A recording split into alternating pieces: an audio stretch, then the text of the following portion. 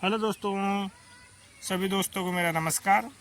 दोस्तों, मैं MS Gujjar SSC selected आज आप लोगों के लिए लेकर आया हूँ GK GS के इम्पोर्टेंट क्वेश्चन, वो भी ऑब्जेक्टिव वाइज। तो चलो दोस्तों, क्वेश्चनों की ओर चलते हैं। पहला क्वेश्चन, टी बाला सरस्वती किस नृत्य शैली से संबंधित है?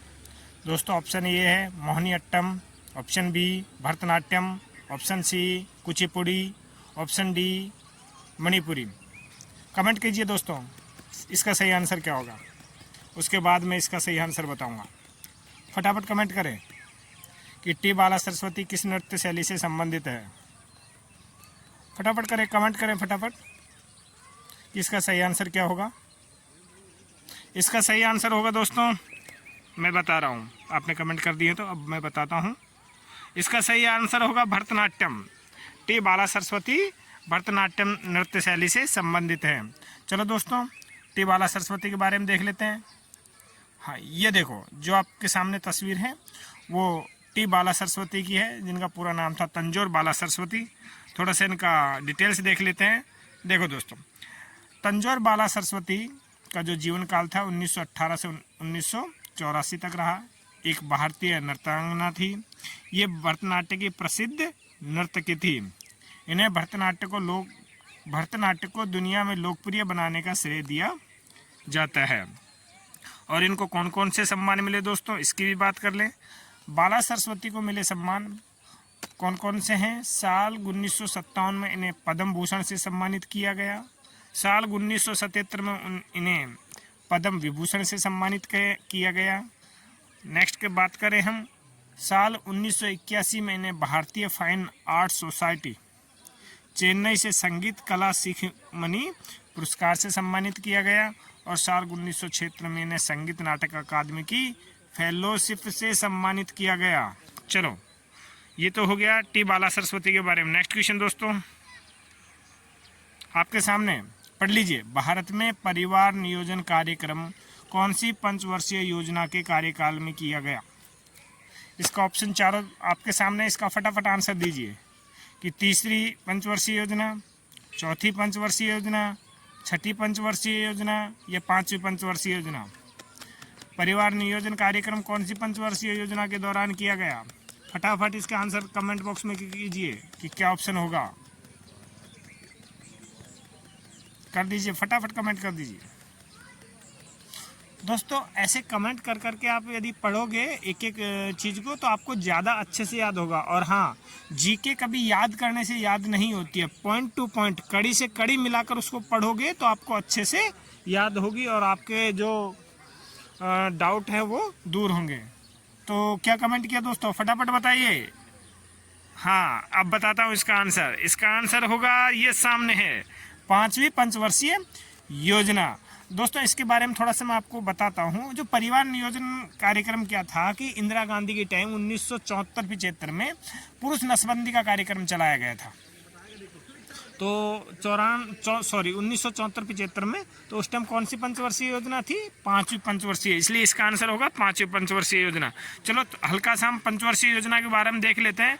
देखो, पहली का ड्यूरेशन है 51 से 56, दूसरी का 56 से 61, तीसरी का 61 से 66, चौथी का 69 से 74 और पांचवी 74 से 79 की कौन सी पंचवर्षीय टाइम से पहले खत्म होगी? एक तो पांचवी और एक 12वीं। 12वीं क्यों होगी वो भी मैं बताता हूँ। पांचवी क्यों होगी? क्योंकि 1975 में इमरजेंसी लागू हो गई थी। टी का टाइम देखो, 80 से 85, सातवीं 85 से 90, आठवीं 90 से 95, नौवीं 97 से 2002, 10वीं 2002 से 2007, 11वीं 2007 से 2012 और 12वीं देखिए 2012 से 2017 का टाइम था, लेकिन 2015 में ही खत्म हो गई। क्यों हो गई?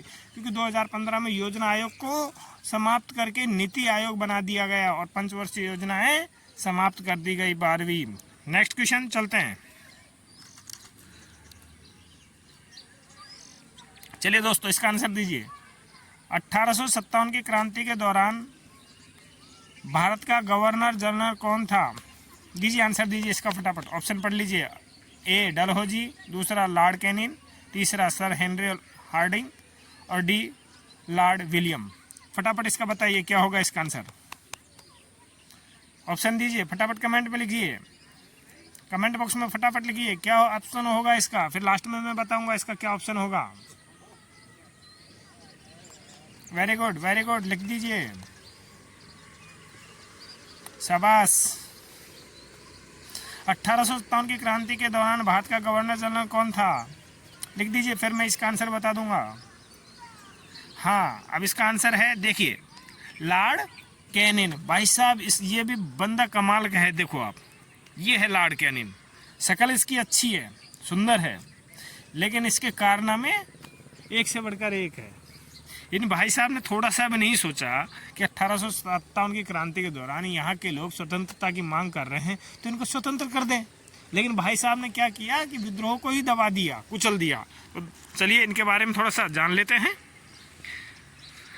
लॉर्ड कैनिन भारत के गवर्नर जनरल थे। ये 1856 से 1862 तक इस पद पर रहे, गवर्नर जनरल रहे। और 1857 के विद्रोह के दौरान भारत के गवर्नर जनरल थे। इस विद्रोह को कुचलने के बाद ये भारत के पहले वायसराय बने। देखो, एक थोड़ा सा स्टोरी बताता हूँ आपको।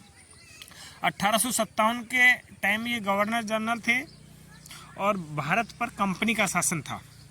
जब भारत का कंपनी पर शासन था तो 1857 का विद्रोह हुआ, वो आपको कारण पता है ही। तो एक नियम आया, भारत सरकार अधिनियम 1858, जिसके अंतर्गत शासन को कंपनी के हाथों से निकालकर सीधे क्राउन के हाथों में दिया गया शासन। फर्स्ट बात। सेकंड बात ये थी कि जो ये गवर्नर जनरल का पद था, इसको समाप्त करके वायसराय का पद बना दिया गया। तो इसलिए प्रथम जो 1858 में वायसराय बने तो वो भी लॉर्ड कैनिन ही थे। देख लीजिए। नेक्स्ट क्वेश्चन, फटाफट पढ़िए क्वेश्चन। भारतीय संविधान के कौन से अनुच्छेद के तहत केंद्र व राज्य सरकार के बीच कार्यों का विभाजन किया जाता है? ऑप्शन ए अनुच्छेद 246, अनुच्छेद 217 ऑप्शन बी है।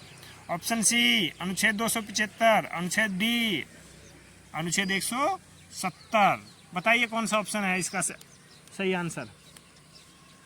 फटाफट कमेंट बॉक्स में फटाफट लिख दीजिए कि इसका आंसर क्या होगा। भारतीय संविधान के कौन से अनुच्छेद के तहत केंद्र व राज्य सरकार के बीच कार्यों का विभाजन किया जाता है? फटाफट लिखिए कमेंट बॉक्स में, फिर मैं आप इसका आंसर बताने वाला हूं आपको।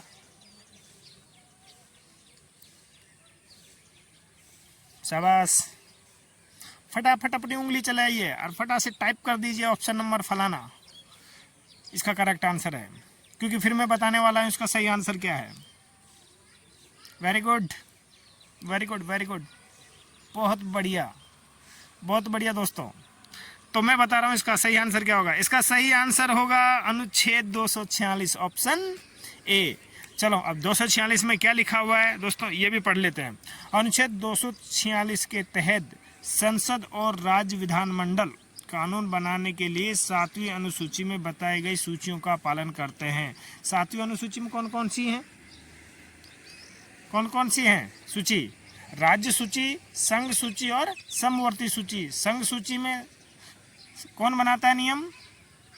संसद बनाती है। राज्य सूची में विधानमंडल बनाती है और समवर्ती सूची में संसद और विधानमंडल दोनों बना देती है। लेकिन यदि विषय एक ही हो तो नियम संसद का मान्य होगा।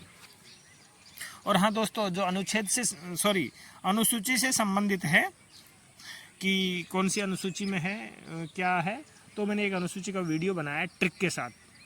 ओनली 20 मिनट का वीडियो है, वो 20 मिनट का वीडियो आप देख लेंगे, 12 के 12 अनुसूची आपको याद हो जाएंगे और कभी भूलोगे नहीं। ट्रिक के साथ है, तो चैनल पे जाके आप देख लीजिएगा, मेरे चैनल पर अपलोड है। चलो नेक्स्ट क्वेश्चन की ओर चलते हैं। फटाक से इसका आंसर दीजिए। क्वेश्चन नंबर 5, केंद्रीय बजट 2023-24 में अवशिष्ट प्रबंधन से संबंधित योजना कौन सी है? दीजिए। ऑप्शन ए हर घर जल योजना, ऑप्शन बी जनधन योजना, ऑप्शन सी गोवर्धन योजना, ऑप्शन डी उज्ज्वला योजना। सही आंसर क्या होगा इसका? फटाफट इसका आंसर दीजिए, फटाफट बताइए क्या है इसका आंसर।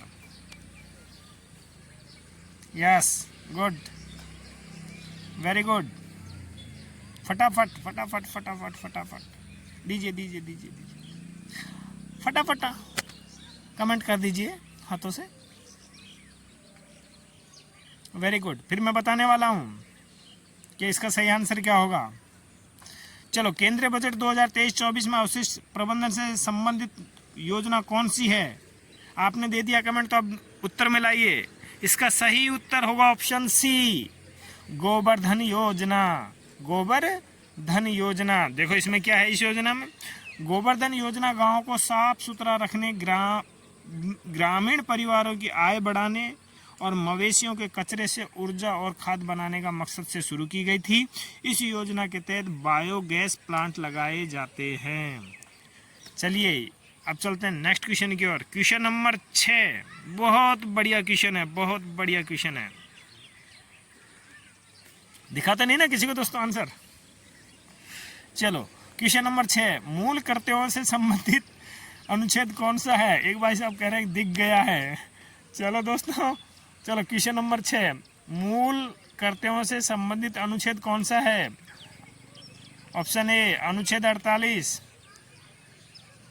ऑप्शन बी अनुच्छेद 51A, ऑप्शन सी अनुच्छेद 53, अनुच्छेद डी, ऑप्शन डी अनुच्छेद 50। बताइए क्या होगा इसका सही आंसर। फटाफट सोच के बता दीजिए क्या है, टाइम नहीं लगना चाहिए, फटाफट होना चाहिए।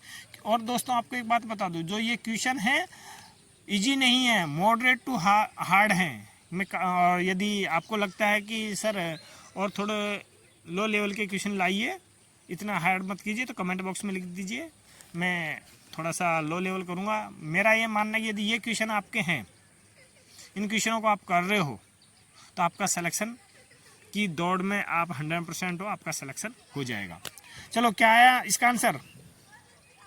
इसका आंसर हम बताने वाले हैं। इसका आंसर है अनुच्छेद 51A, ऑप्शन बी। अब देखो ऑप्शन बी में क्या है, पढ़िए। मूल कर्तव्य 1900 क्षेत्र में सरकार द्वारा गठित स्वर्ण सिंह समिति की सिफारिशों पर 42वें संविधान संशोधन द्वारा 10 मूल कर्तव्य भाग 4A के अनुच्छेद 51A में जोड़े गए। दोस्तों आपको मैं बता दूं, मूल संविधान में मूल कर्तव्य नहीं थे। सरकार ने सरदार स्वर्ण सिंह समिति बनाई जिसने 10 मूल कर्तव्यों की सिफारिश की, तो सरकार ने 42वें संविधान संशोधन 1976 के द्वारा 10 मूल कर्तव्य जोड़ दिए। फिर नेक्स्ट बात करते हैं हम 2002 में 86वें संविधान संशोधन द्वारा एक मूल कर्तव्य और जोड़ दिया, टोटल हो गए 11। अब 11वें में क्या था दोस्तों कि प्रत्येक माता पिता और अभिभावक का यह कर्तव्य है कि वह 6 से 14 वर्ष के बच्चे को या वार्ड को जो उसके अंडर है, जिसका वो पालन पोषण कर रहा है, उसको शिक्षा का अवसर प्रदान करेगा। एक तो ये उन्होंने मूल कर्तव्य जोड़ दिया। और आपको एक कंफ्यूज होगा कि सर 86वें संविधान संशोधन 2002 में तो एक मूल कर्तव्य जोड़ा था 21A।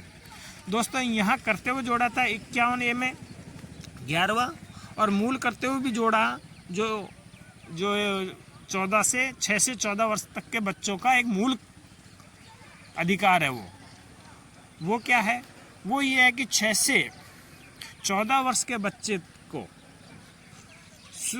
निःशुल्क शिक्षा प्राप्त करना बच्चे का मौलिक अधिकार है।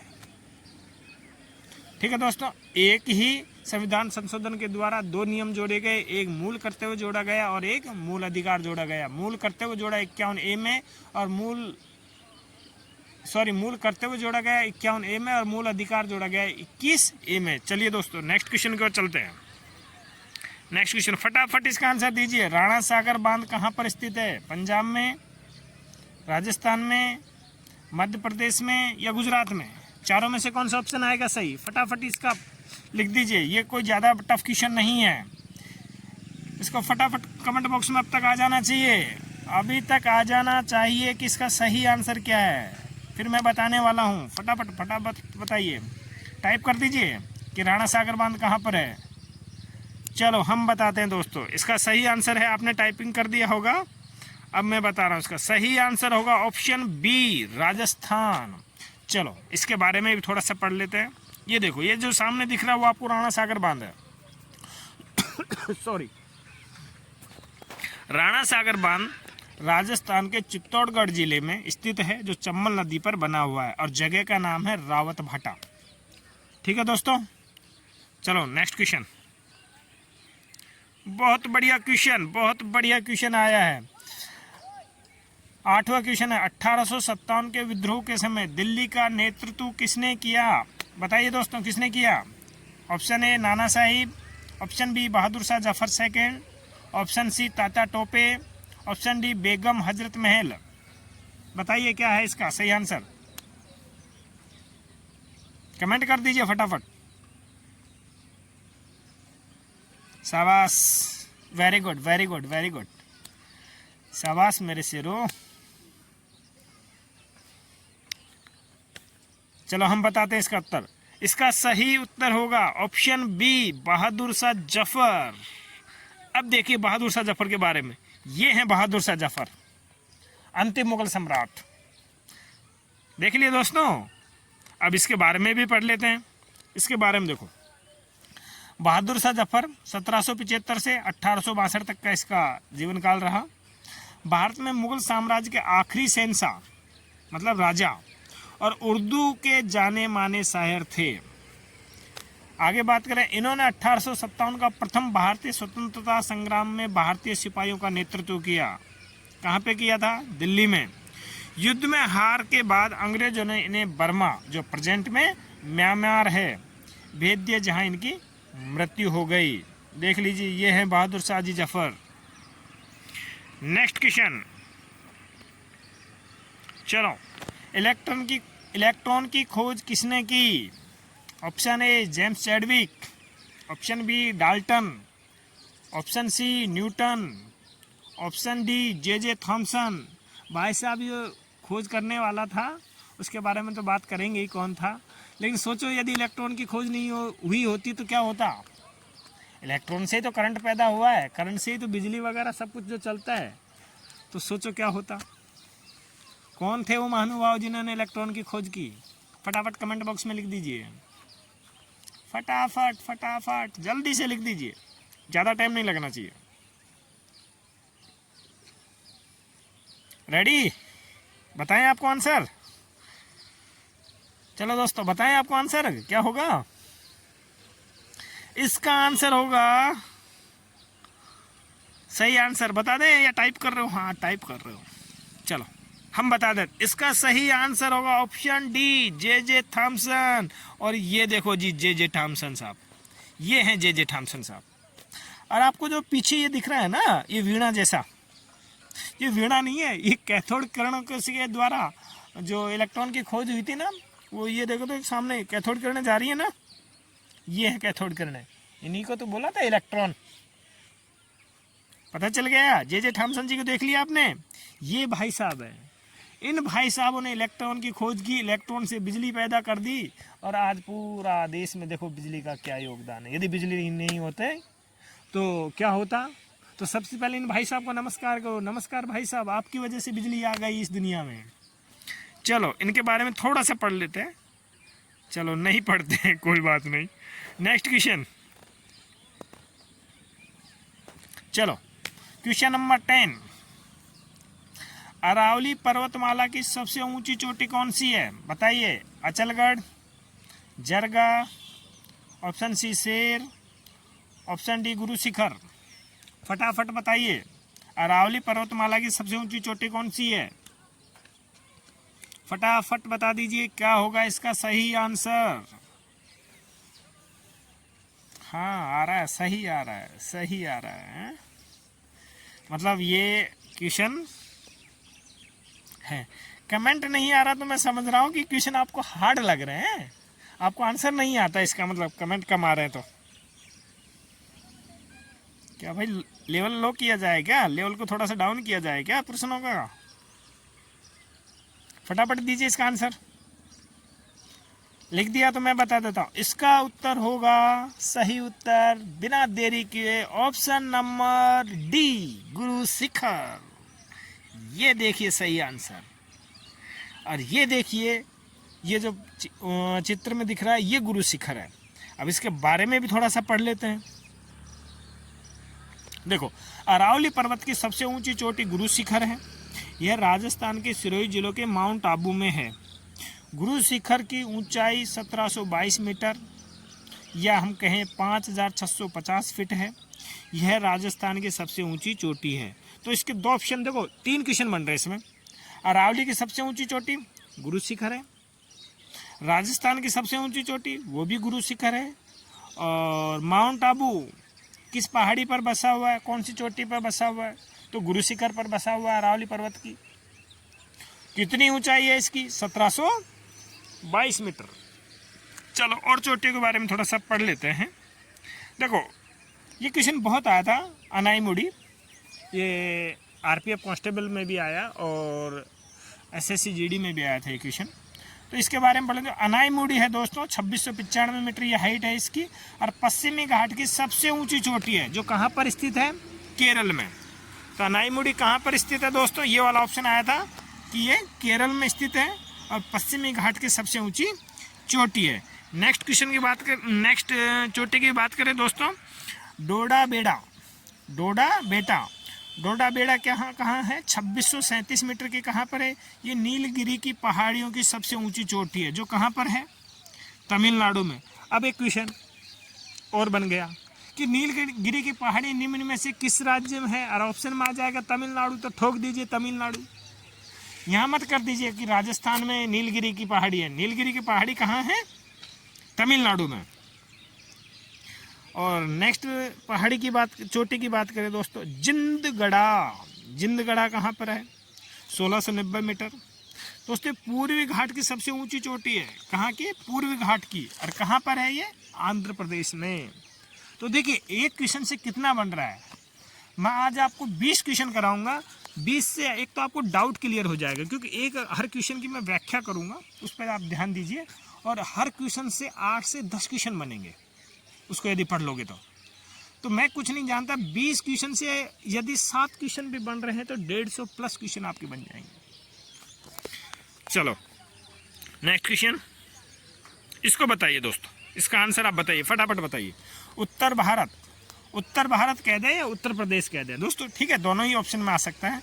उत्तर भारत का शास्त्रीय नृत्य कौन सा है, option A Kuchipudi, option B Kathak, option D Mohiniyattam, और ऑप्शन डी कथकली। फटाफट बता दीजिए इसका आंसर, लिख दीजिए कमेंट बॉक्स में। ये क्वेश्चन कम से कम 4 से 5 बार रिपीट हुआ है, एसएससी जीडी और आरपीएफ, और आप पीछे पेपर देखेंगे डी ग्रुप और एनटीपीसी में, ये क्वेश्चन शास्त्रीय नृत्य से संबंधित रोजाना 2 क्वेश्चन आ रहे थे जीडी में, और आरपीएफ में भी आ रहे हैं। तो इसका आंसर दीजिए, मैं फिर विस्तार से बताऊंगा कि कौन सा नृत्य कहाँ का है। फटाफट कर दिए, शाबाश शाबाश शाबाश शाबाश शाबाश शाबाश।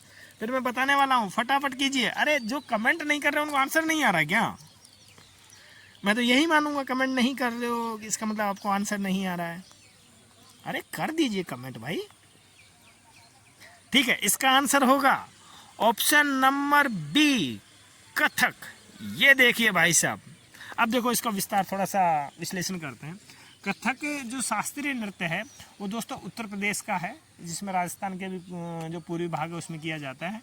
या यूँ कह दे, कभी कभी क्वेश्चन बोल देता है कि उत्तर भारत, मैंने उत्तर भारत इसलिए किया है कि उत्तर प्रदेश आते ही तो लोग समझ जाते हैं, लेकिन उत्तर भारत की समझते ही वो समझते कि यार कौन सा है, समझ नहीं आ रहा, तो इसलिए थोड़ा सा मैं क्वेश्चनों को कॉम्प्लिकेट बना रहा हूँ।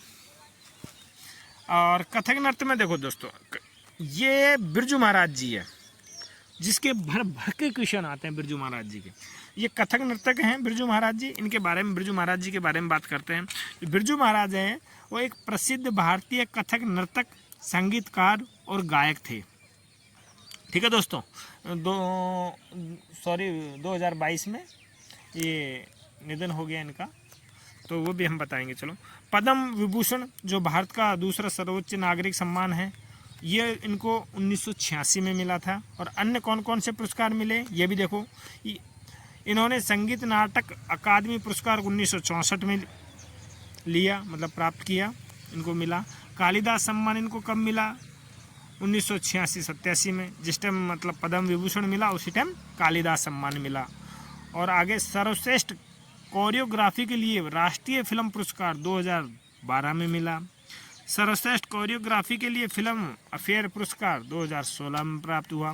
अब ये कौन से घराने के थे दोस्तों? ये लखनऊ घराने के थे। लखनऊ घराने के कालका बिंदादीन घराने के थे। निधन कब हुआ इनका?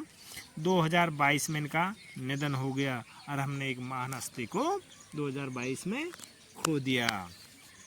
तो इसमें से बहुत सारे क्वेश्चन बनेंगे। देखो, एक तो पद्म विभूषण का एसएससी जीडी में आया था। बिरजू महाराज किससे संबंधित है वो भी आया था, कौन से घराने से। इस टॉपिक से आपको 6 क्वेश्चन मिल जाएंगे। जो अभी एसएससी जीडी आरपीएफ और डी ग्रुप के एग्जाम है उनमें 6 से 7 क्वेश्चन आपको इसी छोटे से टॉपिक से मिल जाएंगे। तो आप इसको अच्छे से पढ़ लीजिए और एक बार यदि याद नहीं होता तो वीडियो को 2-3 बार देखिए। यदि ऐसे भी नहीं है तो आप लिख सकते हो। नेक्स्ट क्वेश्चन, चलो और भी मैं बताता हूँ दोस्तों। नेक्स्ट क्वेश्चन नहीं, इसी क्वेश्चन की बात करते हैं। ऑप्शन में भरतनाट्यम, मोहिनीअट्टम, कुचिपुड़ी और कथकली। देखो, भरतनाट्यम ऑप्शन में नहीं था लेकिन मैंने लिख दिया है। भरतनाट्यम तमिलनाडु का है जो टी बाला सरस्वती जी करती थी। मोहिनीअट्टम दोस्तों केरल का है। नेक्स्ट की बात करें, कुचिपुड़ी आंध्र प्रदेश का है और कथकली केरल का है। ठीक है दोस्तों। और ये मॉडल पेपर है दोस्तों, ये फर्स्ट मॉडल पेपर है। मैं पर डे आपको ऐसे 20 क्वेश्चन का एनालिसिस करवाऊंगा, 20 क्वेश्चनों के बारे में बताऊंगा।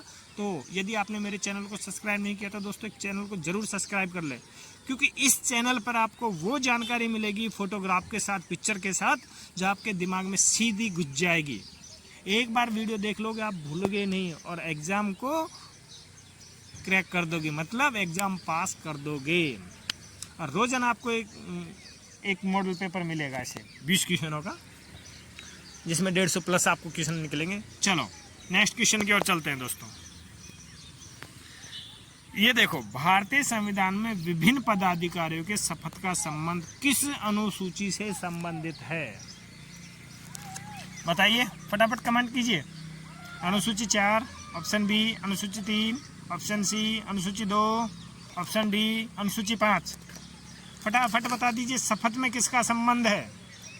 पदाधिकारियों की शपथ का संबंध किस अनुसूची में है? किस अनुसूची में लिखा हुआ है शपथ के बारे में पदाधिकारियों की? फटाफट कमेंट कर दीजिए। Very good. दिखा दो जो नहीं कमेंट कर रहे हैं। अरे भाई नहीं आ रहा है क्या? आ रहा है तो लिखो फटाफट, फटाफट लिखो लिखो लिखो, कमेंट कीजिए। बोलिए नहीं, कमेंट कीजिए। Very good, very good. इसका मतलब ये वाला तो आ रहा है, इसके कमेंट आ रहे हैं, इसका मतलब ये वाला आपको क्वेश्चन आ रहा है। चलो, इसका सही आंसर होगा अनुसूची 3, ऑप्शन नंबर बी। ठीक है दोस्तों। अब इसकी ट्रिक मैंने वो वीडियो में बताई थी, उसका हल्का सा लिख दिया। देखो, से फे थे कितने वर्ण से बना है? 3 से। से पे थे तो शपथ हो गई अनुसूची 3 में। अभी थोड़ा सा इनका और अनुसूची उनको देख लेते हैं। अनुसूची 4 में दोस्तों राज्यसभा में सीटों के बंटवारे से संबंधित है। अनुसूची 2 पदाधिकारियों को मिलने वाले वेतन भत्ते और पेंशन से संबंधित है, मतलब ये लिखा हुआ है इनके बारे में। उसके बाद बात कर ले हम अनुसूची 5, अनुसूचित जाति जनजाति के प्रशासन और प्रबंधन से संबंधित है। चलो नेक्स्ट क्वेश्चन, बहुत बढ़िया क्वेश्चन आया। मूल अधिकार किस भाग में है? बताइए, मूल अधिकार किस भाग में है? क्या होगा इसका सही आंसर? कमेंट कर दीजिए, फटाफट कमेंट कर दीजिए। मैं इसका विस्तार से बता दूंगा, एक बार कमेंट कर दीजिए आप कि इसका सही आंसर क्या होगा, ऑप्शन कौन सा होगा। ऑप्शन डाल दीजिए सीधा कि ऑप्शन ए होगा, बी होगा, डी होगा, सी होगा। जो ऑप्शन होगा वो डाल दीजिए, फटाफट डाल दीजिए। Very good, very good. जीत जाओगे रे मेरे शेरो, जीत जाओगे। Very good, very good, very good, very good. चलो हम बताते हैं, इसका आंसर होगा ऑप्शन नंबर सी, भाग 3 में। देखो, भारतीय संविधान मूल अधिकार भाग 3 में अनुच्छेद 12 से लेकर 35 तक हैं। मूल संविधान में संपत्ति का अधिकार भी एक मौलिक अधिकार था, परंतु 44वें संविधान संशोधन 1978 के द्वारा संपत्ति के अधिकार को मौलिक अधिकार से हटाकर कानूनी अधिकार बना दिया गया। इसमें देखो कितनी अच्छी चीज़ बताइए कि पहले संपत्ति का अधिकार भी मूल अधिकार था, फिर उसको 44वें संविधान संशोधन 1978 के द्वारा हटाकर मौलिक अधिकार से हटाकर क्या बना दिया, कानूनी अधिकार। चलो थोड़ा सा और रिव्यू कर लेते हैं कौन सी भाग में। देखो भाग 2 में नागरिकता से संबंधित है, भाग 4 डीपीएसपी राज्य के नीति निर्देशक सिद्धांत से संबंधित है, भाग 3 आपको बता ही दिया मूल अधिकार, और भाग 4A मूल कर्तव्य। ठीक है दोस्तों, मज़ा आ रहा ना, वेरी गुड। चलो इसका दे दो आंसर फटाफट। नाइट्रोजन का परमाणु क्रमांक कितना होता है? जो दोस्त साइंस हैं वो तो ऐसे ही बता देंगे, और यदि साइंस वाले दोस्त भी ऐसे नहीं बता रहे ना, तो फिर आपका क्या किया जाए मेरे को समझ नहीं आ रहा। मानता हूँ आर्ट्स वाले तो इसका आंसर थोड़ा सोच के देंगे, लेकिन जो साइंस से हैं 10+2 उन्होंने यदि इसका आंसर नहीं दिया ना, तो आपके बारे में तो कुछ सोचना पड़ेगा दोस्तों फिर मुझे। चलो बताइए, फटाफट बताइए, फटाफट, इसमें ज़्यादा टाइम नहीं लूँगा, इसका आंसर बताने वाला हूँ। इसका आंसर होगा ऑप्शन नंबर ए। नाइट्रोजन का परमाणु क्रमांक कितना है? 7, और ऑक्सीजन का 8। नेक्स्ट क्वेश्चन, बहुत बढ़िया क्वेश्चन लेके आया हूँ। 1857 की क्रांति के समय इंग्लैंड का प्रधानमंत्री कौन था? हार्ड लग रहा है क्या? हार्ड तो है भाई, पेपर तो हार्ड ही बनाया हूँ। लो बनाना है, थोड़ा लेवल लो करना है। अरे यदि इस पेपर को आप कर रहे हो ना, तो मैं कहता हूँ आपका सिलेक्शन 100% है इस लेवल पे, यदि आप आगे तो। बहुत मेहनत से ये क्वेश्चन छांट के लेके आए हो आपके लिए। चलो बताइए इसका सही आंसर क्या होगा। Option A Earl of Aberdeen, option B Viscount Palmerston, option C Benjamin डिलेजी, option D William Gladstone. Sir बड़ा पहली बार सुने हो ये? अरे पहली बार कैसे सुने हो? इसका मतलब तैयारी की ज़रूरत है आपको। चलो बताइए, फटाफट बताइए, करें इसका सही आंसर क्या होगा? इसका आंसर होगा ऑप्शन बी। देखिए वेकोंट पामस्टन। कौन से? ये देखो भाई साहब, शक्ल तो अच्छी है बंदे की, लेकिन भाई साहब इसको थोड़ी सी भी दया नहीं आई कि ये लॉर्ड कैनिंग को ऐसे बोल दे कि भाई छोड़ो, भारतीयों को आज़ाद रहने दो, वो जब आज़ाद रहना चाह रहे हैं आप उठ के अपने झोली उठा के यहाँ आ जाइए, भारतीयों को स्वतंत्र कर दो। ऐसा इसने नहीं बोला। इसने तो भारत अधिनियम 1858 और लागू कर दिया, और क्या किया कि सीधा हाथ शासन कहाँ पे आ गया? क्राउन के हाथ में आ गया। तो ये जैसे शक्ल से दिख रहे हैं ना, शरीफ इतने शरीफ नहीं थे ये। शासन बड़े स्टिकता से किया है इन्होंने। चलो पढ़ लो थोड़ा सा। कौन सी पार्टी के थे? कोई क्वेश्चन पूछे कौन सी पार्टी के थे? ये लिबरल पार्टी के थे। अच्छा, ये कब से कब तक रहे भाई पीएम इंग्लैंड के? ब्रिटेन के कब से कब पीएम रहे ये? 1855 से 1858 तक रहे। फिर दूसरा कार्यकाल था इनका 1859 से 1865, मतलब 1857 की क्रांति के टाइम ये थे प्रधानमंत्री। चलो नेक्स्ट क्वेश्चन। नहीं, इसको आप ऐसे नहीं मान लीजिए कि यही आंसर है। राज्य के नीति निर्देशक सिद्धांत को किसने संविधान की आत्मा कहा? भाई साहब वो हाईलाइट गलती से हो गया, ऑप्शन ए मत लिखिए आप। यही है क्या? चलो मैं नहीं बताऊंगा, ए है तो ए लिखिए। किसने बोला था नीति निर्देशक सिद्धांत को संविधान की आत्मा? फटाफट लिख दीजिए। ऑप्शन बोलने की जरूरत नहीं, आपके सामने है। Option A Bhimrao Ambedkar, option B Jawaharlal Nehru, option C G Austin, option D doctor Rajendra Prasad. लिख दो ना, बोलने से क्या है। हाँ लिख दो। चलो इसका सही आंसर होगा ए होगा। ए तो काफ़ी लोग लिख रहे हैं, ए होगा क्या भाई? अरे नहीं नहीं नहीं नहीं, इसका आंसर होगा ऑप्शन सी। वो हाईलाइट हो गया था गलती से। ये देखो ऑप्शन सी, जी ऑस्टिन। ये भाई साहब थे जी ऑस्टिन, देख रहे हो ना। अब इसके बारे में थोड़ा सा पढ़ लो। ग्रेनविले सीवार्ड ऑस्टिन इनका पूरा नाम था। इनका कार्यकाल, जीवन काल 1927 से 2014 तक रहा है। भारतीय संविधान के एक अमेरिकी इतिहासकार थे। 2011 में भारतीय संविधान के निर्माण और कार्य पर उन्हें लेखन के लिए भारत के गणतंत्र दिवस पर चौथे सर्वोच्च नागरिक सम्मान पद्मश्री से सम्मानित किया गया। ठीक है दोस्तों, चलो next question. Question number 16, Kamakhya माता का मंदिर कहाँ पर स्थित है? फटाफट बताओ। और ये भी बताओ कौन कौन कामाख्या माता के दर्शन करके आ गया अभी तक। किस किसने कामाख्या माता के दर्शन कर लिए हैं?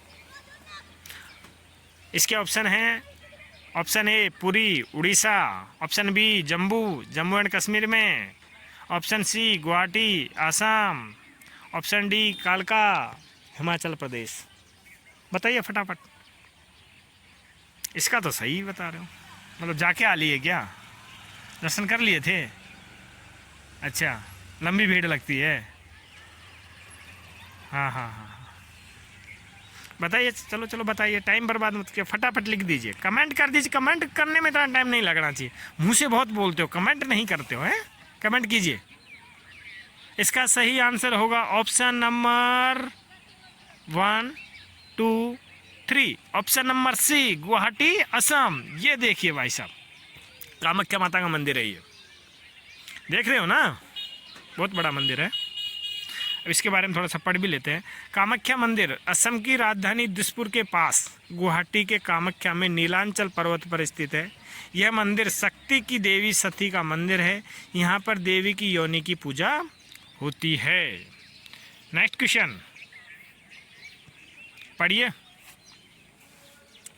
क्वेश्चन नंबर 17 मतलब 17, रोलिंग प्लान किस पंचवर्षीय योजना के बीच लागू किया? ऑप्शन ए प्रथम व द्वितीय पंचवर्षीय योजना के बीच, ऑप्शन बी 9वीं व 10वीं पंचवर्षीय योजना के बीच, ऑप्शन सी 7वीं व 8वीं पंचवर्षीय योजना के बीच, ऑप्शन डी 5वीं व 6ठी पंचवर्षीय योजना के बीच। इसका फटाफट बताइए, फिर इसका थोड़ा सा मैं विस्तार से बताऊंगा कि क्या था ये। बताइए इसका फटाफट, बताइए इसका आंसर बताइए। इसका फटाफट टाइप कर दीजिए, टाइप कर दीजिए, बताइए नहीं, टाइप कर दीजिए फटाफट। ऑनलाइन वाले फटाफट टाइप कर दीजिए। हाँ हाँ, नहीं नहीं नहीं, वो अलग है, वो अलग है, ये अलग है। नहीं नहीं, चलो बताइए इसका क्या होगा आंसर, बताऊं? हाँ, तो इसका होगा सही आंसर ऑप्शन नंबर डी, 5वीं व 6ठी पंचवर्षीय योजना के बीच में। अब देखो एक बार जो ये लिखा है वो बता देता हूँ, फिर उसके बाद बताऊँगा। भारत में जनता सरकार ने 1977-78 में 5वीं पंचवर्षीय योजना को समाप्त कर दिया और 1978 से 83 की अवधि के लिए एक नई योजना चलाई जिसका नाम था रोलिंग योजना। 19 फिर क्या हुआ, जनता सरकार ने चला दी 77-78 में। उसके बाद 1980 में फिर राष्ट्रीय कांग्रेस पार्टी, जो कांग्रेस सरकार थी, वो सत्ता में आ गई। उसने फिर से इस रोलिंग जो योजना थी इसको समाप्त कर दिया और नई 6ठी पंचवर्षीय योजना चलाई गई। देखो इसका एक इतिहास बताता हूँ दोस्तों। जो ये पंचवर्षीय योजना है ना, तो जवाहरलाल नेहरू ने चालू की थी, कांग्रेस पार्टी ने। और जब 5वीं पंचवर्षीय योजना चलाई थी 1974 में, तो 1975 में क्या हुआ था, इमरजेंसी लग गई थी। उसका तो आपको सबको ही पता है कि इलाहाबाद हाईकोर्ट ने चुनाव को असंवैधानिक करार दिया था कि भाई सरकारी मशीनरी का उपयोग हुआ है, उसके आधार पर। फिर क्या हुआ कि जैसे ही इमरजेंसी लागू हुई, तो इमरजेंसी के बाद 77 में फिर कानून बने, सरकार बनी। तो तो इलेक्शन हुए, इलेक्शन में जनता सरकार जीत गई, जनता दल जीत गया, जनता दल की सरकार बनी। तो उन्होंने क्या किया, सबसे पहले इसी जो पंचवर्षीय योजना थी 5वीं, उसको समाप्त कर दिया और पंचवर्षीय योजना की जगह एक नई योजना चलाई 5 वर्ष के लिए और उसका नाम रख दिया रोलिंग प्लान। ठीक है, वही है ये रोलिंग प्लान। फिर क्या हुआ, 1980 में फिर जनता सरकार हार गई। वो आपने सुना ही होगा चौधरी चरण सिंह जी की बात है। हाँ, तो वो लंबी बातें हैं, वो नहीं बताऊंगा, कभी दूसरी वीडियो में बताऊंगा। तो फिर 1980 में कांग्रेस पार्टी की सत्ता आई। उसने क्या किया, सबसे पहले रोलिंग प्लान को ही बंद किया और 6ठी पंचवर्षीय योजना चालू की। तो इसका ये कहानी है। तो क्वेश्चन ऐसे भी बहुत आया कि कौन सी पंचवर्षीय योजना अपने समय से पूरी समाप्त हो गई। तो 5वीं हो गई थी और एक 12वीं हुई थी। 5वीं की स्टोरी मैं बता दिया हूँ कैसे हुई थी, 12वीं की भी आगे चल के मैं आपको बता दूंगा। नेक्स्ट क्वेश्चन, 1857 की क्रांति में प्रतीक चिन्ह क्या था? पहला ऑप्शन रोटी और कमल, धनुष और तीर, तीसरा किसान और हल, ऑप्शन डी सैनिक और बंदूक। मुझे पता है क्या ऑप्शन आने वाला है इसका, तुक्के वाले बहुत ज़्यादा है ना, तुक्का जरूर मार देंगे। नहीं, ये नहीं है, यही है। चलो ये है तो ठीक है। गजब गजब गजब। हाँ बताऊंगा ना, थोड़ा रुको तो सही, कौन सा सही है। इसका सही आंसर होगा ऑप्शन नंबर ए, रोटी और खिलता हुआ कमल। सब सैनिक और बंदूक ठोक रहे हैं, सैनिक और बंदूक, सैनिक और बंदूक। सबके दिमाग में एक ही बात घूम रही है कि मंगल पांडे ने विद्रोह किया था, वो एक सैनिक थे, बंदूक और कारतूस को मुंह से काटने से मना कर दिया था, इसलिए सैनिक और बंदूक ठोक रहे हैं। जबकि इसका सही आंसर होगा रोटी और कमल। चलो इसका थोड़ा सा पढ़ लेते हैं। 1857 की क्रांति का प्रतीक चिन्ह रोटी और खिलता हुआ कमल था। क्रांतिकारियों ने इस प्रतीक को अपनाकर लोगों तक क्रांति का संदेश पहुंचाया था।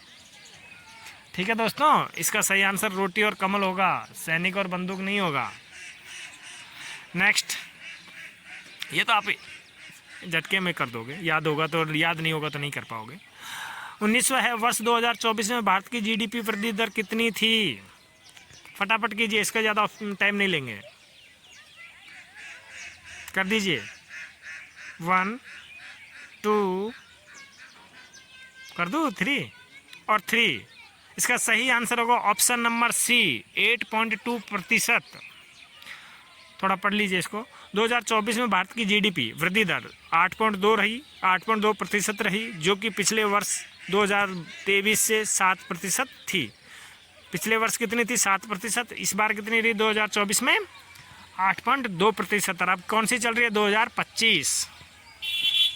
नेक्स्ट क्वेश्चन, लास्ट क्वेश्चन है, क्वेश्चन नंबर 20। संयुक्त अधिवेशन से संबंधित अनुच्छेद कौन सा है? बता दीजिए दोस्तों फटाफट इसका आंसर, फटाफट। ऑप्शन ए अनुच्छेद 110, ऑप्शन बी अनुच्छेद 108, ऑप्शन सी अनुच्छेद 109, ऑप्शन डी अनुच्छेद 107। कौन सा इसका सही उत्तर होगा? फटाफट लिख दो, फटाफट लिख दो। अरे इसमें क्यों घबरा रहे भाई, ये तो लिख दो फटाफट, बताएं। तो इसका सही आंसर होगा ऑप्शन नंबर, बताओ। हाँ अच्छा,